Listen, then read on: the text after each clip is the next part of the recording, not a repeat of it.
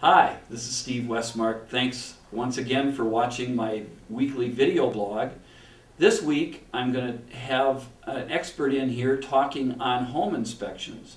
My expert is Jeff Blixt of InspectaHomes. And Jeff has had his company for many years. And so welcome, Jeff. Well, thank you, Steve. Thanks for having me here today. What are the requirements of being a home inspector today? Okay, Steve, great question. You know, one of the things that we get asked a lot when people call in to order inspections is they ask what are our qualifications, because people assume that in the state we're either certified, we're licensed, we're bonded, and none of that is true. In the state of Minnesota, there are absolutely no requirements to be a private home inspector.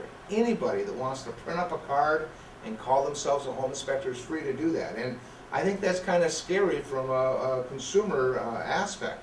And so we tell people, you know, look for how long they've been in business, how many inspections have they done, do they do this full time, what affiliations do they belong to. We have three major affiliations in our market: the American Society of Home Inspectors, the National Association of Home Inspectors, which both require testing, proof of knowledge through experience before they will award certification or membership.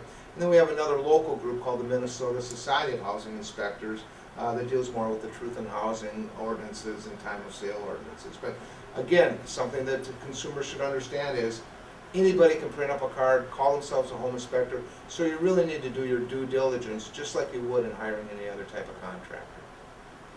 Well, my last question for you today, Jeff, is for probably everybody out there who owns a house.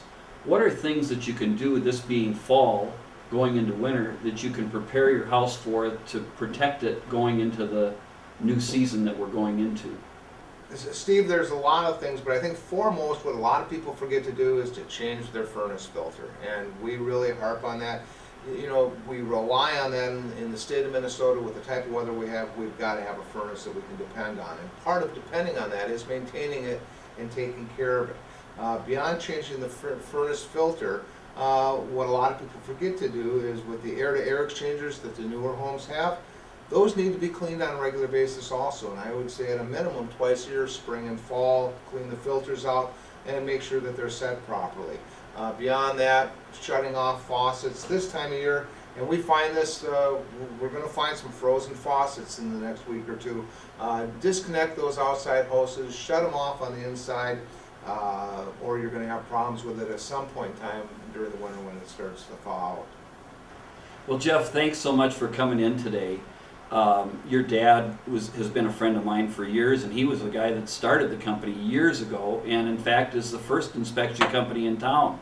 So Jeff, how do we get a hold of you and your group of inspectors to do the job to help people in buying and selling of houses? Well, Steve, thank you again for having me over today. I do appreciate the opportunity to come and talk with you. And in regards to my father, I always refer to him as the guru of home inspectors, because he really was at the forefront of this industry in this part of the country, or actually nationally. And to get a hold of us to schedule an inspection, we'd love to earn your business. You can call us at 651-641-0641, and we have a full-time office staff that's there Monday through Friday. They'd be more than happy to help you out with any questions you have, or certainly scheduling an inspection. Thank you.